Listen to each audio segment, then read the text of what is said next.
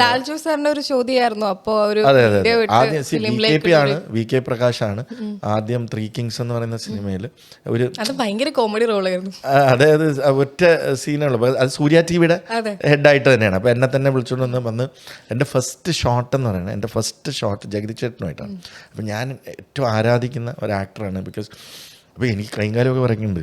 അപ്പോൾ അതുവരെ എളുപ്പമാണെന്ന് വിചാരിച്ചിരുന്ന അവിടെ ജഗതി ചേട്ടൻ്റെ അടുത്ത് ഒറ്റ ഡയലോഗേ ഉള്ളൂ. അപ്പം ഞാൻ എൻ്റെ ഫസ്റ്റ് ഷോട്ട് അതാണ് സിനിമയ്ക്ക്. അപ്പോൾ അതാണ് ഫസ്റ്റ് ഷോട്ടെങ്കിലും പിന്നെ എനിക്ക് വീക്കെൻഡിൽ പോയിട്ട് അഭിനയിക്കാം. അപ്പോൾ സാറ്റർഡേ സൺഡേ ഒക്കെ പോയി അഭിനയിക്കും. അപ്പോൾ ഞാൻ മാനേജ്മെൻറ്റിൽ നിന്ന് പെർമിഷൻ എടുത്തു, ചുമ്മാ ഒരു സമയം. അപ്പോൾ അങ്ങനെ ഇടയ്ക്ക് 22 ഫീമെയിൽ കോട്ടയത്തിൽ ഒരു സീൻ ചെയ്തു.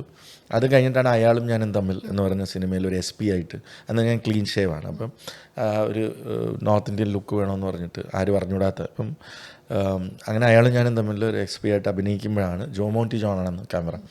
അപ്പോൾ ജോമോനും ലാൽജോ സാറും കൂടെ അന്ന് നീനയുടെ സ്ക്രിപ്റ്റ് അതിൻ്റെ തലേ ദിവസം വായിച്ചിട്ടേ ഉള്ളൂ.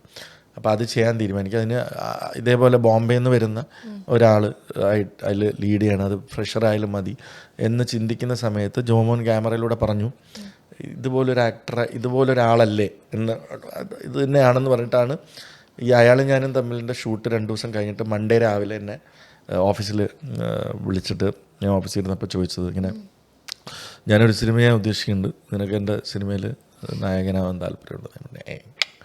അങ്ങനെയാണ് ഇത്. പക്ഷെ നീനയിലെ ആ ഒരു ക്യാരക്ടർ എൻ്റെ ഫോണിലെ ഇൻസ്റ്റാ റീൽസിൽ ഇപ്പോഴും ആ സോങ് ഉണ്ട്. അത് ഭയങ്കര ഗിറ്റാർ ഈവൻ എനിക്കാണെങ്കിൽ ഇതൊക്കെ ക്ഷമയാണെങ്കിൽ പാച്ചത്ര വിളിക്കും. ഇവൻ്റെ ഗിറ്റാർ എനിക്ക്